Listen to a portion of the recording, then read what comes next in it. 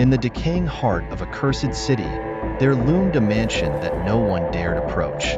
It stood like a festering wound, forgotten by time, but pulsing with an ancient evil.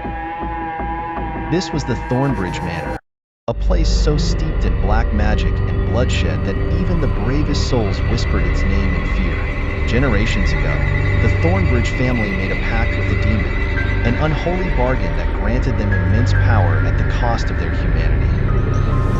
The city's once thriving streets now echoed with the screams of the damned, victims of the family's insatiable thirst for blood. Shadows writhed in every corner, and the very air seemed thick with the stench of death and decay. On the eve of the city's grand festival, a group of reckless thrill-seekers decided to tempt fate. They laughed in the face of danger, their drunken bravado masking the gnawing terror that would soon consume them. But the moment they stepped through the mansion's creaking doors, the laughter died in their throats. The mansion was alive, seething with a darkness that hungered for their souls. Walls closed in, portraits of twisted ancestors glared with malevolent intent, and the air vibrated with the whispers of the long dead.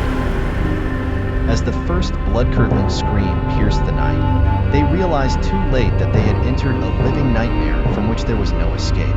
The once opulent hallways, now rotting and infested with evil, seemed to stretch endlessly, trapping them in a labyrinth of horror. They stumbled upon a grand ballroom, where the air was thick with the scent of blood. At its center lay a ritual circle, drawn in dried blood, with a chalice filled with a dark, viscous liquid at its core. The walls of the room began to pulse, as if the very mansion was alive and hungry. Suddenly, the ground beneath them shuddered, and the portraits of the Thornbridge ancestors warped, their painted eyes glowing with a sickly, demonic light. The figures within the frames seemed to come alive, their faces contorting with hunger and madness. Without warning, one of the thrill-seekers was snatched by an unseen force, dragged screaming into the darkness.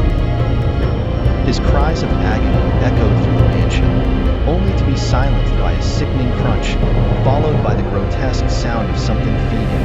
The remaining members of the group fled in terror, but the mansion had other plans. The walls seemed to shift and close in, leading them deeper into its cursed bowels. They were picked off one by one, their screams lost in the suffocating darkness, until only a single survivor remained. This last one, a young man who had led them into this nightmare, found himself cornered in a forgotten chamber deep within the mansion. There, he came face to face with the last living Thornbridge, a creature no longer human, its flesh rotting, eyes glowing with an insatiable hunger. It spoke with a voice that dripped with malice, its words a venomous hiss.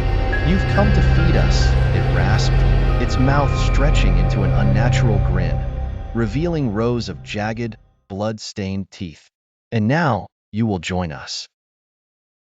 The creature lunged, its claws outstretched, and the young man's world dissolved into a maelstrom of pain and darkness as the Thornbridge monster tore into him, feasting on his flesh and soul. When dawn broke, the mansion stood silent once more, its thirst temporarily sated. The thrill-seekers were never seen again, their names added to the long list of those claimed by the Thornbridge curse.